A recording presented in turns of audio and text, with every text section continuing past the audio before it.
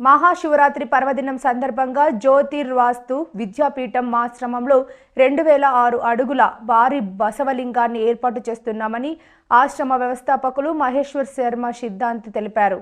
మహాశివరాత్రి పర్వదినం సందర్భంగా జ్యోతిర్వాస్తు విద్యాపీఠం ఆశ్రమంలో 20.6 అడుగుల భారీ బసవలింగాన్ని ఏర్పాటు చేస్తున్నామని ఆశ్రమ వ్యవస్థాపకులు మహేశ్వర శర్మ సిద్ధాంతి తెలిపారు.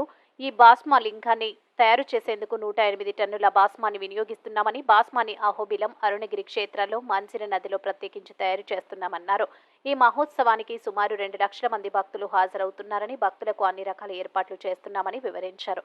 ఈ నెల 8వ తేదీన మహాశివరాత్రి రోజున భక్తులకు అభిషేకం చేసే అవకాశం కల్పిస్తున్నామని, భక్తులు ఈ సదవకాశాన్ని సద్వినియోగం చేసుకుని పరమశివుని కృపకు పాత్రులు కావాలని సిద్ధాంతి తెలిపారు.